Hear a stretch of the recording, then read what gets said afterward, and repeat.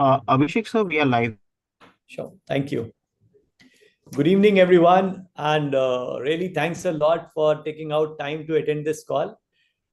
We believe by end of this call, you will be having some takeaways from the veteran, Mr. Janki, who is part of this call. Before I hand over the discussion to Mr. Janki, I will quickly set the context of the discussion today. we are we all know what has happened last 5 months, though last 8 days has been a little bit of breather for a lot of investors. But last 5 months were really shattering. And in fact, for all the investors who have recently joined the party, say 2 years back, 3 years back, this was definitely a shocker. So we understand what has happened, and we wanted someone who can address the audience and who has more than 2 decades of experience, who has seen the market going up and down multiple times.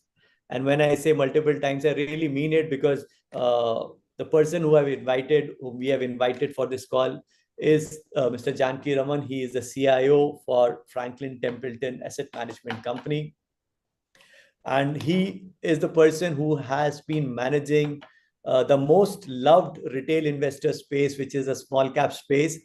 And because that's where a lot of alphas has been created in past.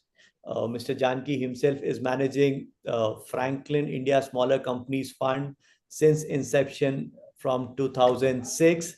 uh, the fund will complete 20 years next year. And in this last 19 years, where he's closely managing, picking up stocks, and managing investors' expectation, he has been able to generate returns of over 15% CAGR. So a fund which started with 10 rupees NAV is now around 151, 152. That's where the money has reached. So any investor out here who has invested probably 10 lakhs or 1 crore here, will be fairly smiling and will be saying, oh, I've made 1.5 crores or 15 crore, depending on what was his initial investment was. So a very warm welcome, Mr. Janki, and thanks for joining us. Thank you, Abhishek, and good evening, and very warm greetings to you and all the investors who are on the call. Right. At Franklin, we value such opportunities where we are able to communicate with customers, investors of our partners, and happy for such opportunities to share our views. Our pleasure, sir. Our pleasure. So, Mr. Janki, before we move to the topic, the investor definitely want to know, or they have been hearing what has happened in the past. So in probably a 1 minute, you can tell about the past, but 4 minutes you can share about what is there in future and the overall market, and how you are seeing overall market probably for 6 months, 1 year down the line.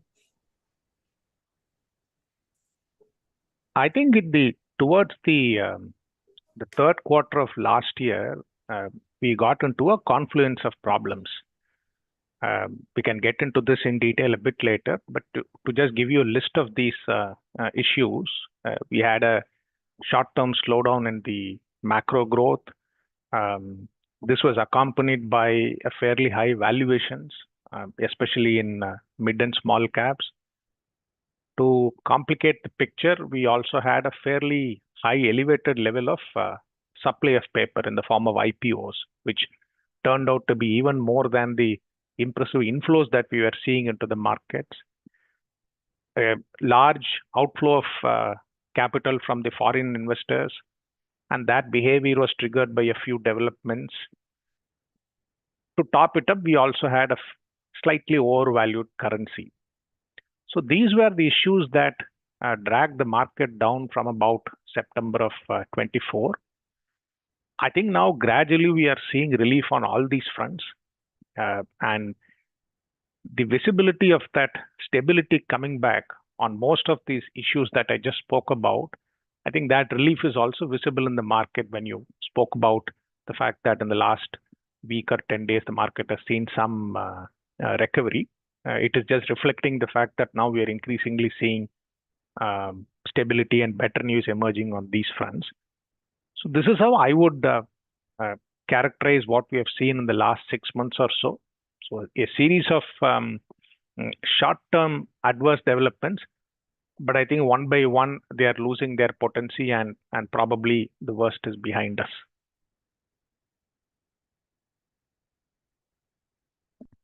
Abhishek, you're on mute. Sorry, I think the biggest takeaway is the worst is behind us. I'll keep that, and I'll ask investors also to remember this. But where do you see, say, I know 6 months, 1 year is not how you place your positions in terms of mutual funds, but definitely we see the market so closely, and people forget very fast that yes, it was 6 months back only when we were at peak, and it's not too far. But how do you see the market, say, in this calendar year, new financial year, I should say, FY26, next 12 months from April till March? At a general level, I would say that now we are entering a phase where far more focus will be on the earnings growth. I'm mentioning this because in the preceding 3 years or so, we were in an environment where you had a lot of narratives which were supporting the market. What these narratives eventually led to was an increase in valuations as well. So the last 3 years, if you decompose the equity returns, perhaps we had more than the underlying earnings growth as equity returns, because during this time the PE multiple expanded. Now, typically when you have a period of a time where the returns are more than the earnings growth, eventually then it will be followed by a period where the reverse happens, which is that the returns will be less than the earnings growth. I think we are entering that phase now. So let me start on a slightly cautious note. So we are entering that phase now. And this is more so in the case of small and mid caps. That's the starting observation. The second observation is that the underlying earnings growth itself will be reasonably attractive now. We are having a phase where there has been a recovery in the investment cycle. There are 3 players in the investment cycle: governments, households, and corporates. I think governments and households, their role in the investment cycle has been quite robust in at least the last 3 years or so. The corporate part of the investment cycle, I would say that I would characterize that as glass which is half full. So the cycle is in its early stages, yet to show the full momentum. So this is the investment cycle which typically gives a boost to the growth, which is why you'll see that next 3 years we should grow at somewhere between 6 to 6.5%.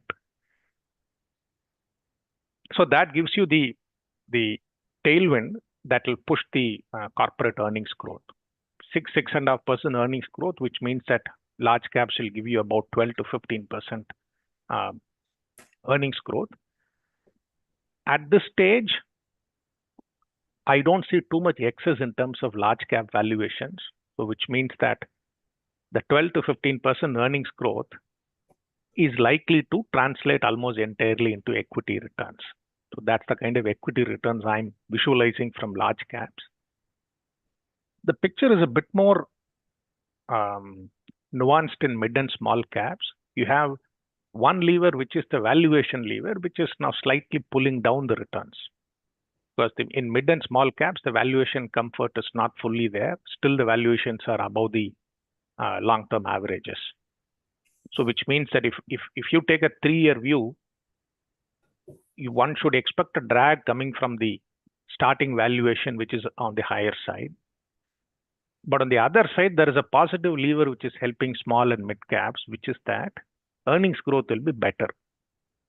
And why? It is because typically small and mid caps have much more exposure to the investment cycle sectors, industrials, power, construction, sectors like that. And if a well-built, reasonably well-built small cap portfolio, if it can generate about, let's say, 17-18% earnings growth, and if we assume that every year out of that about 4% goes away in terms of P normalization, you'll end up with about 12 to 14% equity returns in small and mid caps as well. That is what I am looking at for the next 3 years. Coincidentally, so if you compare these returns, the large cap and the small and mid cap category returns that I spoke about, they are not very different from each other when you take a 3-year view. So that is one more view that the returns are probably going to converge. The excess returns, the outperformance that small and mid caps saw relative to large caps over the last 3 years or so, I think that is unlikely to continue. But I'm also in the camp that says that still small and mid caps can deliver reasonable returns, and especially for long-term investors. During a time where the investment cycle is working, small caps typically tend to do quite well. So that is how I see the next 3 years, Abhishek. Got it. So I'll also tell all investors who have joined, because when we say small cap, these companies are definitely not small. So in terms of market capitalization, as you all know, the top 100 companies are called large cap companies. Then from 101 to 150, that is, sorry, 250, they are called mid cap. And from 251st to 500 companies called small cap companies. And overall market has almost 4,500 companies where some trading is happening across.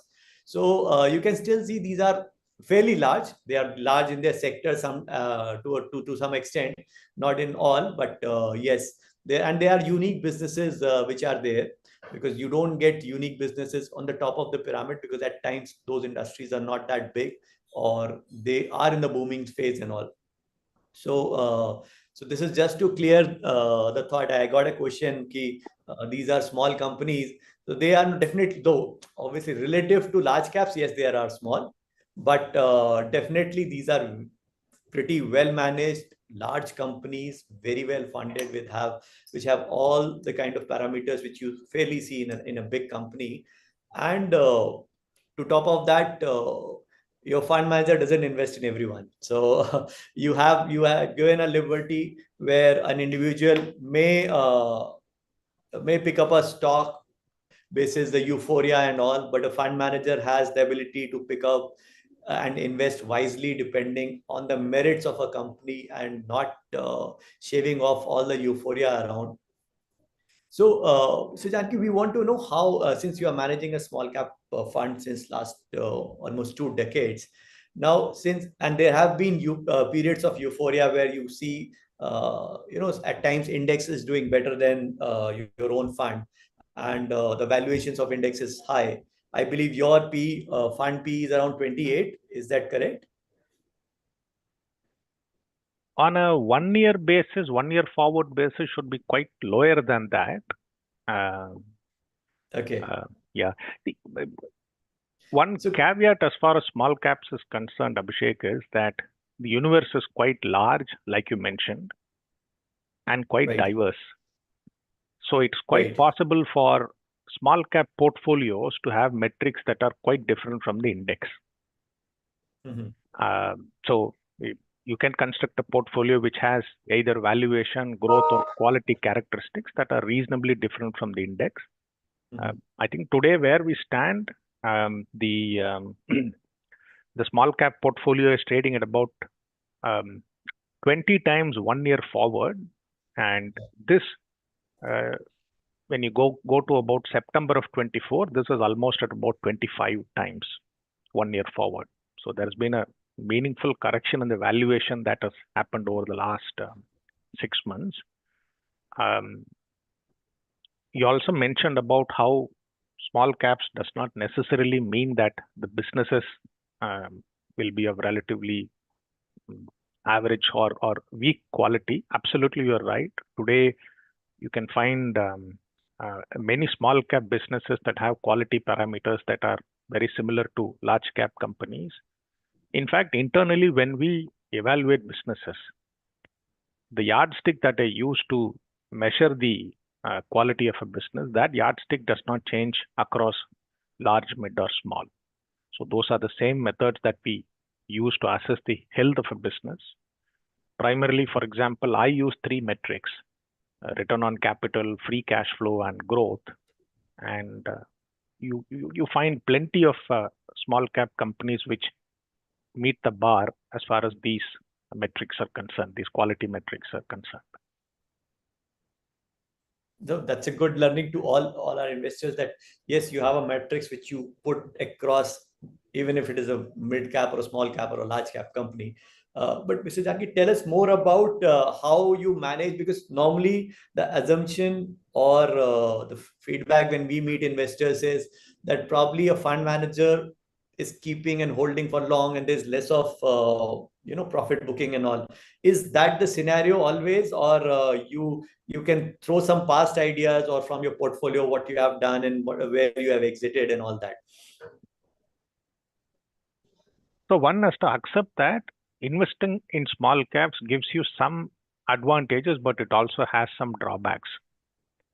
The advantages are that A, you get high quality companies that are able to grow quite well, especially if you identify these companies early in their life cycle.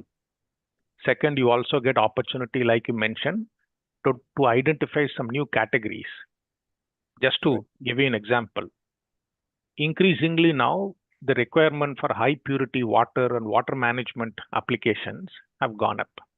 Right. This is a high growth area, but relatively quite niche. If you want to identify good businesses which will capitalize such opportunities, most likely they will only be in small caps. And increasingly over the last 2 decades or so, especially since I started to manage this product, one has seen a very positive evolution in terms of the professionalism and the quality of management in small cap companies. So these are some of the advantages. The drawbacks is that small caps definitely are illiquid. So which means that when you invest in small caps, you have to think like a long-term investor, almost like a private equity investor, where you should be prepared to invest in that business for at least 3 years and most likely for about 5 years. That is the only way in which you can compensate the high impact cost that you will suffer, both in creating that position and eventually in exiting that position. So if you look at the average portfolio churn of the Franklin small cap portfolio, this has traditionally been about 15 to 20% in that band, which means that on an average, a stock remains in the portfolio for slightly more than 5 years. There are many stocks which have remained in the portfolio for much longer than that. What we like to do is identify businesses which have this combination of those 3 metrics that I spoke about. If you are able to also find businesses which are in relatively large growth opportunities. So if you combine a good quality business with a large target opportunity, and you also are able to buy into that business at acceptable valuation, I think then you have a relatively good outcome on the cards. If I look at and since you're asking for some names, I'll just look at some of my own top holdings only, which have been there in the portfolio for a long time. So Brigade Enterprises is the largest holding, and if I remember right, we've held on to this position now for the last about 6 or 7 years or so. And the reason why we invested was that in a very volatile sector where balance sheet quality is generally compromised, this is a very diversified business with far stronger balance sheet and a very cautious and prudent way of growing the business. And clearly, it has also done well for us as a stock. There are some names where, let me also tell you that there are names which have held on for a relatively long time where we have not made the best of returns so far. So I will also give you the other side of the coin. I'll give you not just the positive side alone.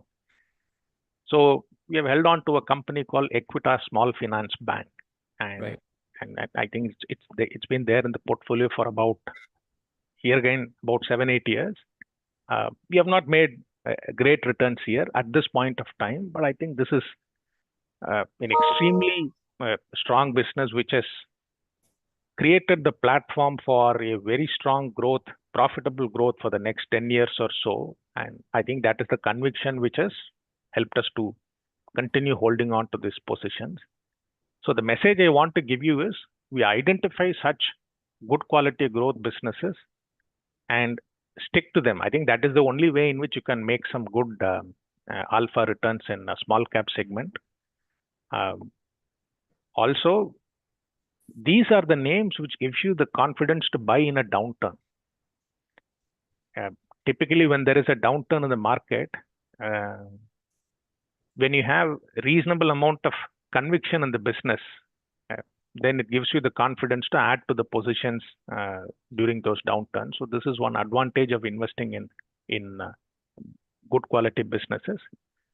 Everything I would caveat it by saying that all these things come with a inherent risk, inherent risk, and you also have to ensure that you buy them at a reasonable valuation. So what's your take now, looking, say, from 1st of April, where will be the first day to invest in new financial year? What should an investor do? One should buy lump sum, one should buy in staggered manner. What should be the approach? Or one should remain restrained and wait for some more time correction or price correction before actually touching fresh addition to small cap? The last part of your question is the easiest to handle, Abhishek, which is waiting for the perfect timing. That only happens in hindsight. I observed that and understood that. Agree. I think it is a fact that we are living in slightly volatile times, especially what is happening on the geopolitical side. We have not seen this kind of geopolitical uncertainty in a very, very long time.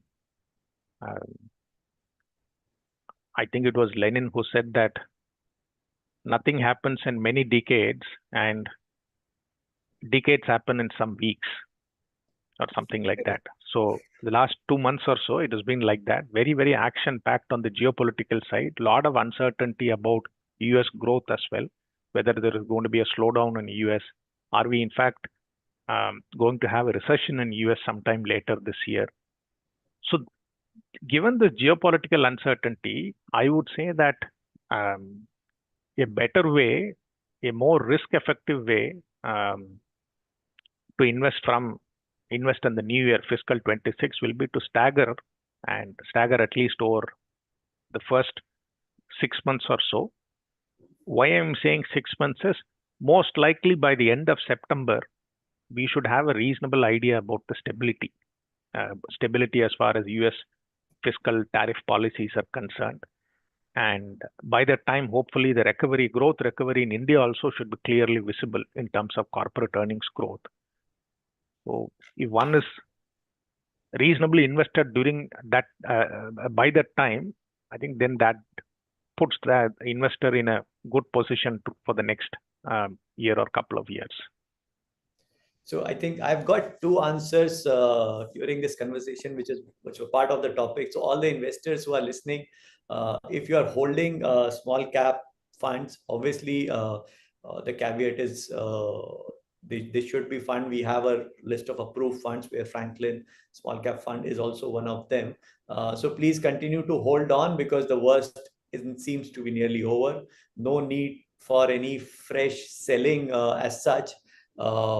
If I'm correct, Mr. Janki, you can correct me, but I think most of the pain is there. We were down 25% on an aggregate basis. Now we are around 20% down on an aggregate all small cap, and but no need to panic. Obviously, one has to redeem if there's a requirement and the risk appetite has become haywire, allocations are wrong, but no need to sell just because the sector is bad. Second is, if you want to put in fresh money, the advice or what we are hearing from Mr. Janki is you can stagger it for next 6 months and then put. That's a 6 months SIP what he's recommending.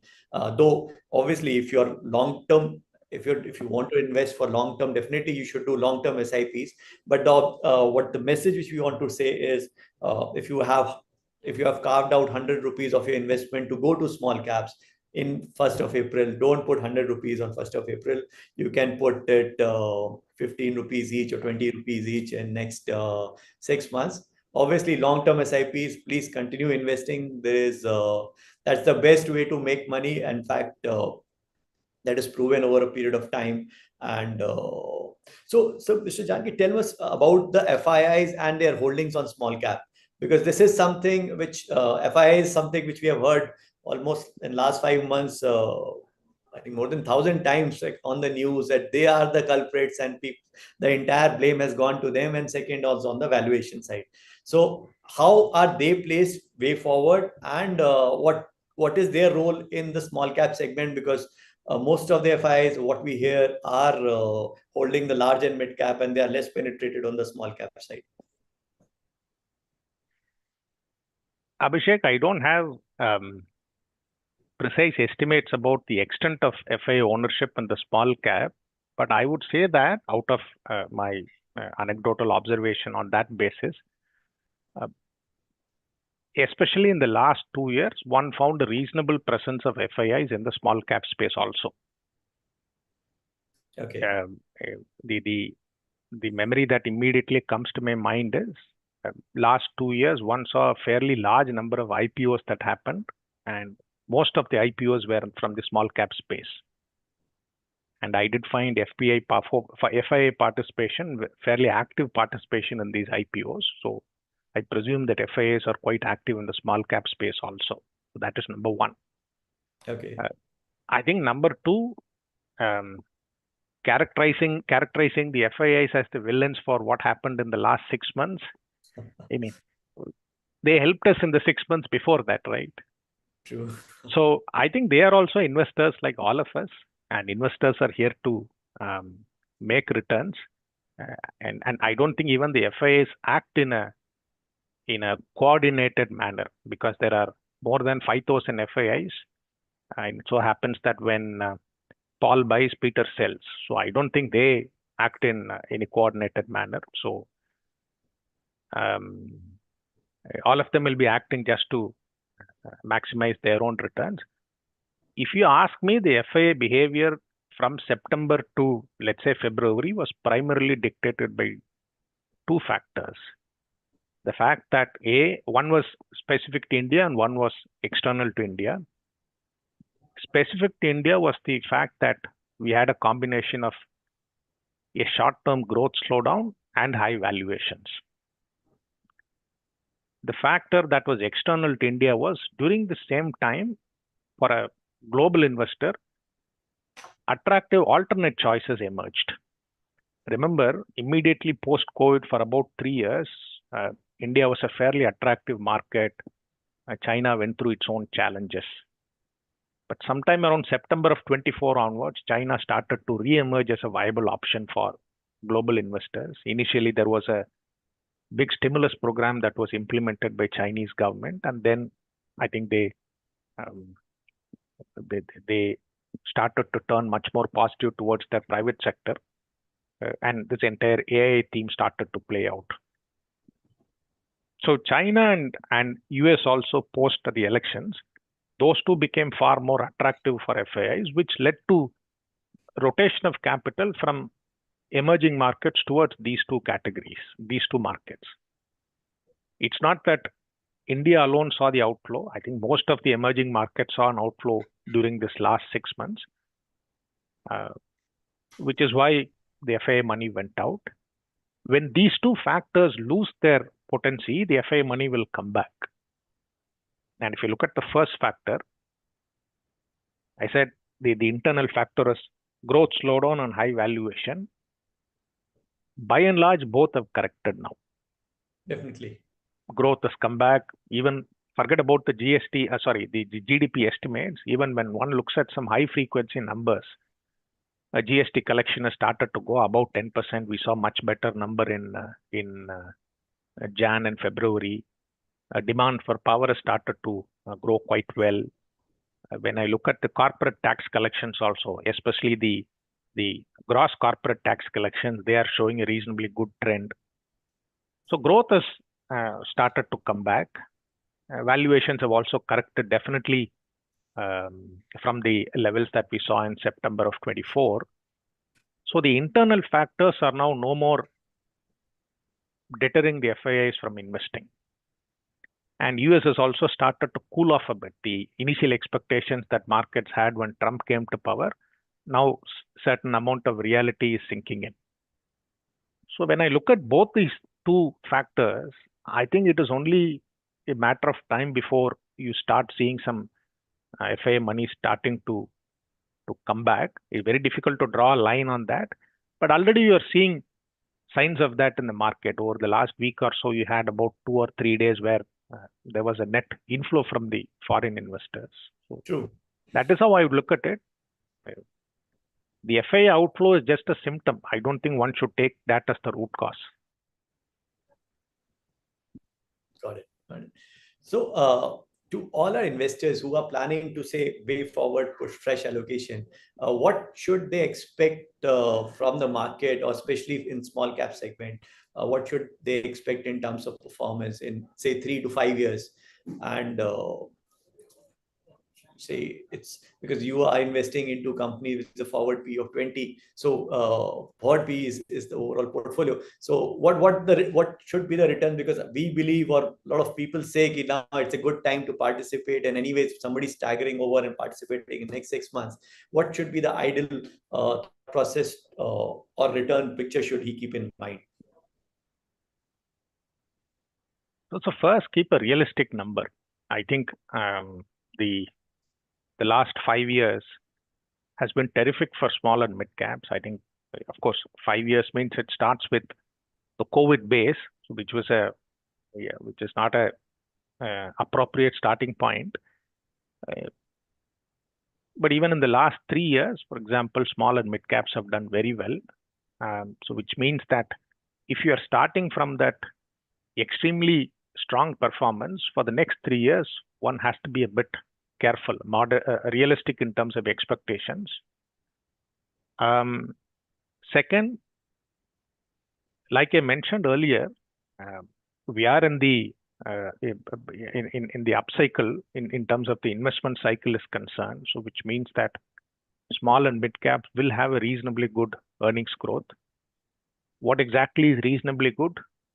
If one takes a 3-year view, probably an 18% plus or minus 2%. That kind of earnings growth for a well-constructed small cap portfolio is quite realistic to expect.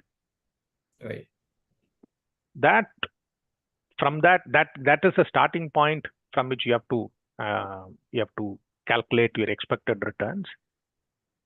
You are also starting from a valuation which is a bit on the higher side. Today, if you, of course, at an individual portfolio level, this may not be the case, but at a category level, I would say that valuation today is about maybe 15 to 20% higher than the average levels, which means that on a 3-year basis, you knock off about 4 to 5% from this. So from that 18% earnings growth, if you knock off about 4 to 5%, you're looking at somewhere about 13, 14% returns for the next 3 years.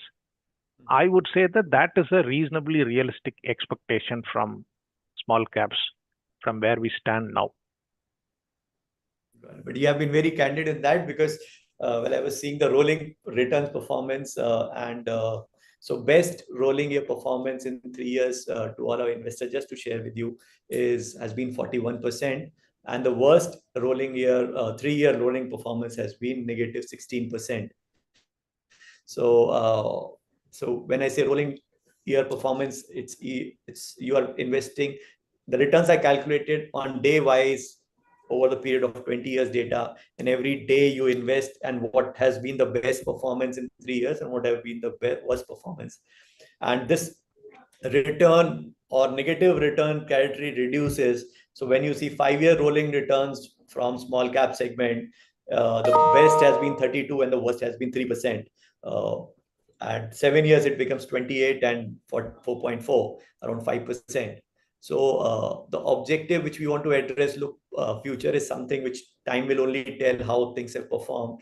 But if Mr. Janaki is coming over the call and saying 18% plus minus 2, and obviously we can give some valuation discount, because we are anyways correction on valuation, which will be anyways addressing over staggering our investments. So probably that's the range which all the investors, this is far ahead of 10-12% kind of a returns. And the objective is to all the investors who are listening, what we want to say is, if you have a goal, you should address the goal rather than when to enter, when to exit. Because if you're planning for something, you want this money to grow for next 5 years, just let it be there for 5 years. Probably your expected returns will be met, rather than because that's what when we meet all the investors, they say, sir, is a good time to exit. When they're like, okay, if you are exiting, what next you will do? Then they say, again, we'll put into something else. So eventually you are there within this market.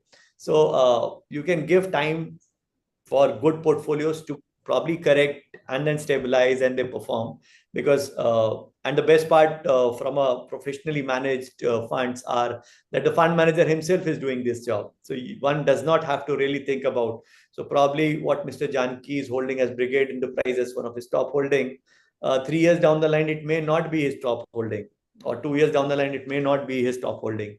And similarly, the other script, AU small bank, where he is invested, he could have been investing at a higher ratio. Now he's investing less because he already have a portfolio.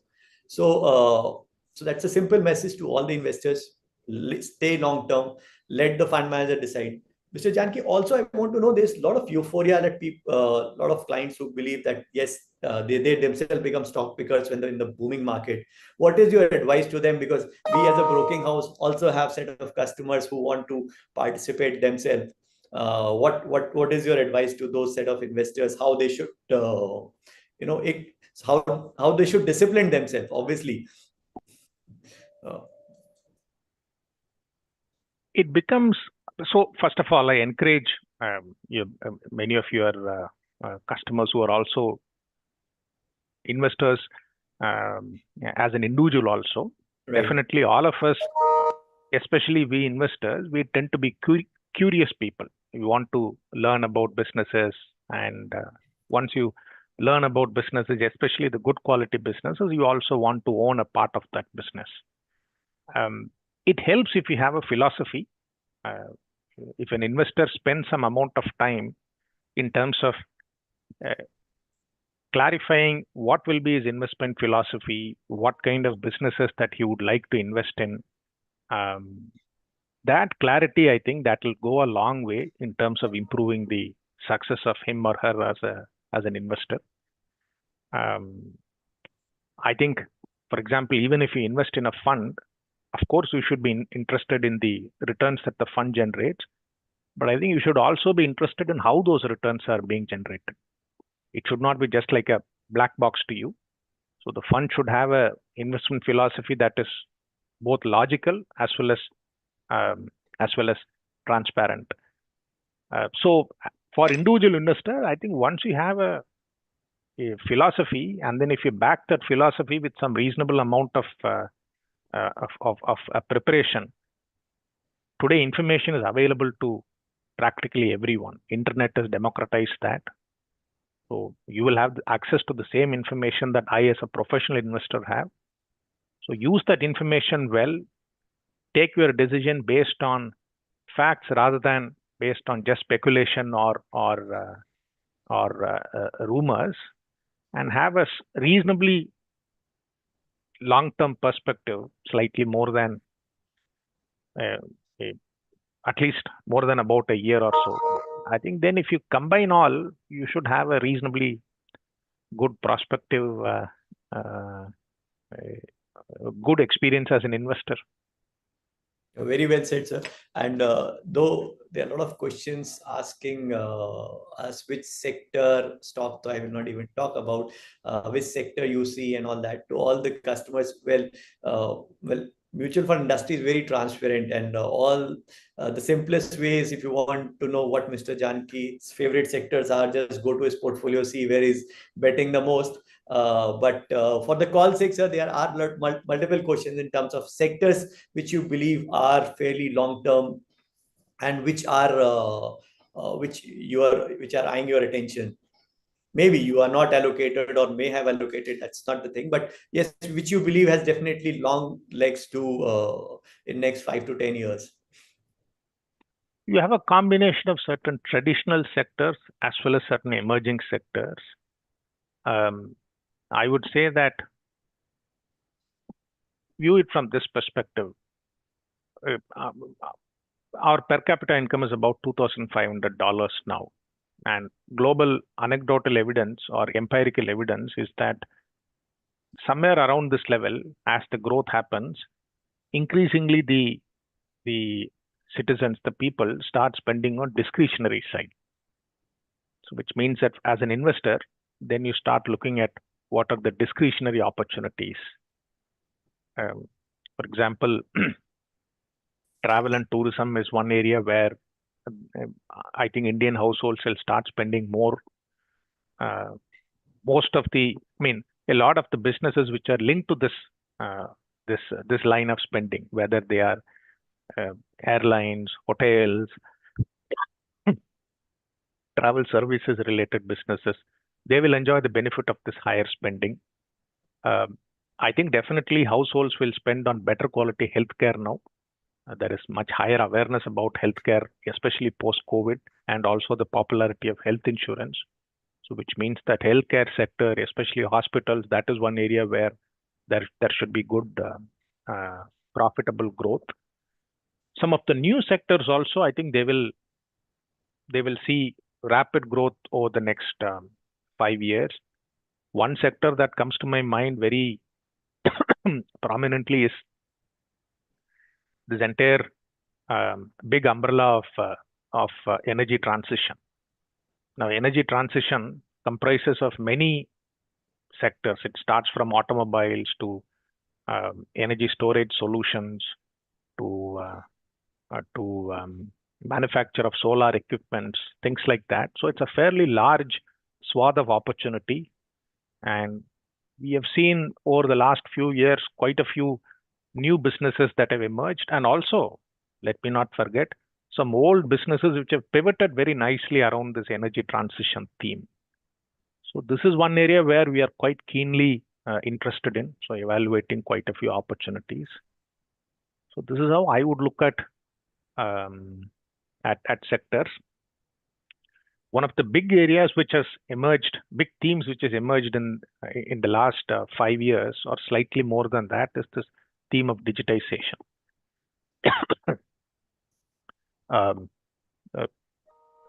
UPI is the classic example of digitization. Now it is ubiquitous, and digitization itself has spawned new businesses. Businesses that comes to your mind are, for example, platform names like a Zomato or a Policy Bazaar. But also, a lot of banks and other businesses have nicely pivoted around this digitization to enhance their competitiveness. So one can look at this also as a sector. So this is how I look at opportunities, Abhishek. Got it, sir. Got it. So to all our investors, I think I have questions which are more moving around the same segments and some stocks which I'm just ignoring over the call. So I think to summarize what we have discussed to all the investors is, one, yes, staying out of small cap is not the solution. If you are invested, remain invested. The worst is behind us.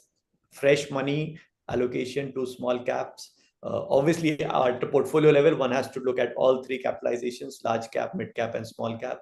And obviously, 50% to 60% should hover around large cap, and then around 15 to 20% mid cap, and 15 to 20 small cap, depending on what's the risk appetite, which all the investors should decide. But specific to small cap, whatever you want to invest, you should invest in staggered manner over 6 months. The expectation is that within 6 months, we'll see a little more volatility, but you will get the kind of entry what you're looking forward for a decent or a double digit. Double digit can be higher double digit also. Well, I'm not saying the higher double digit goes to 99, but yes, this is above 10 and around 20, 25, whatever the market will be. We'll see the performance, but yes, it's a good time to participate, and because the growth story remains intact. As Mr. Janki said, there are a lot of positives, offshoots which he has seen, which he started seeing anyways. FI selling has relatively come down. The collections are better in terms of GST, and probably the earnings should start coming up. The corporates is anyways, the corporate is yet to come back, but government and retail is anyways participating. So to all the investors, that's the message. One should start looking at take a fresh look in April in terms of how they want to allocate over staggered manner. If you're investing for, please do invest for more than 3 years. That's the longer you invest, the more happier you are. Needless to say, the 10 rupees has become 151 NAV, and probably the endeavor is not to stop at 151. It will keep on growing because that's how the market is. Though underlying stock will keep on changing, that is Mr. Janki's expertise, what he's holding, what he's avoiding, and there will be definitely a mix of mistakes, but a lot of advantages, and that's how the portfolio has been doing well. And so one should take a look deeply inside this portfolio. And lastly, last few things, anything which you believe can deter or probably bring down the market way forward, because we have seen some kind of I'll not say bloodbath, but yes, definitely a very drastic change in the market. A lot of things has been absorbed. Last 8 days has given us some cushion. Yes, we are stabilizing. Apart from the 2nd April news, which everybody is talking about, what Mr. Trump will say and how adversely that will affect, where there are a lot of news around it may not affect to a larger extent to in India. But any 2 factors which you believe can derail us more from where we are? I think it is the geopolitical tension that comes to my mind. You correctly mentioned April 2. It's not only just April 2, subsequently what is going to happen. And if the geopolitical tensions, if they deteriorate over the next 3 months or so, what that can do is it can elevate the level of uncertainty, and equity investors generally don't like uncertainty. So the moment the level of uncertainty goes up, markets adopt a risk-off attitude. That risk-off attitude can spill over into India also. We are part of the global market, so which means that then that sentiment can take a slightly adverse turn. I would say that is the phase which is a bit tricky to handle, which is going to be this higher level of volatility, uncertainty. And like I mentioned earlier, I do expect these policy-related geopolitical uncertainty to settle down by about September of 25. So till that time, I think there is a risk. I think on the domestic side, the big risk is if growth slows down further. Right.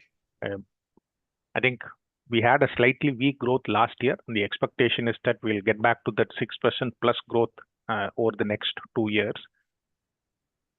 The probability of growth slipping below 6% now definitely looks a bit lower. Also keep in mind that from April onwards, there is a 1 lakh crore tax stimulus also which kicks in, so which means that discretionary consumption should improve on the back of that.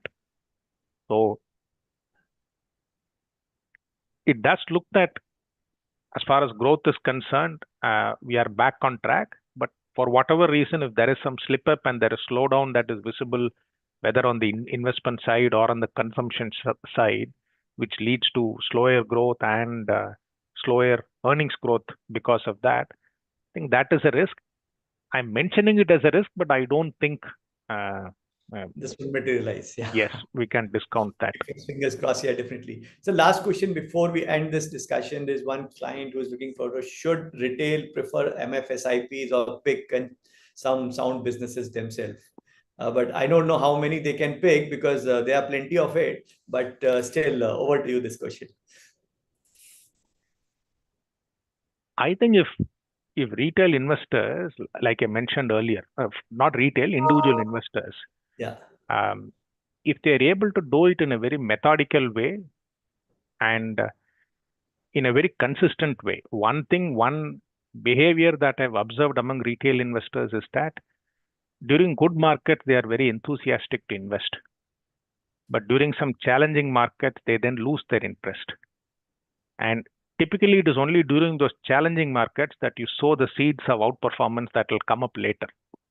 Right. So, if an investor is able to combine this methodical approach plus perseverance, I think why not? He should try his hand at direct investing also.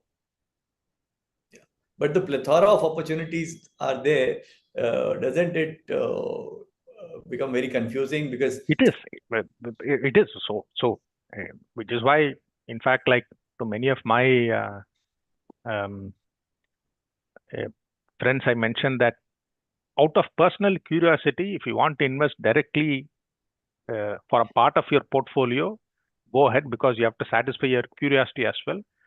But ensure that you have a reasonable part of the portfolio which is also invested in mutual funds, so that you have the peace of mind as far as returns are concerned on that part.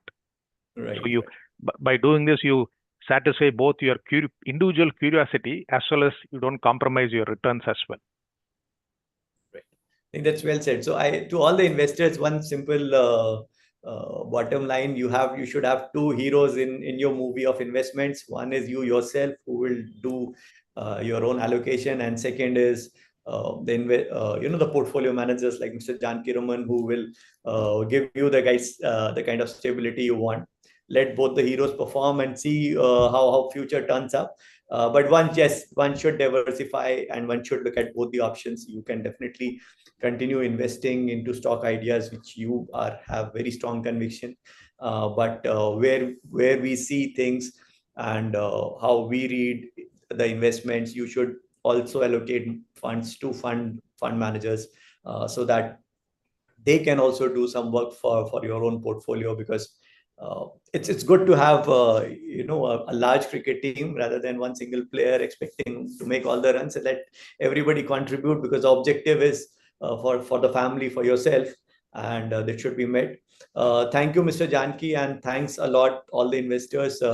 Wishing you a very profitable FY26, and with, I think, after 2 days there is Gudi Padwa, that's New Year coming up, and a lot of places there's New Year celebration. So wish each one of you have a very happy and healthy life, and keep on investing and keep on identifying opportunities, and thanks for being part of HDFC Securities. Thank you, Mr. Janki. Thank you, Abhishek. My pleasure. Thank you. Bye. Thank you.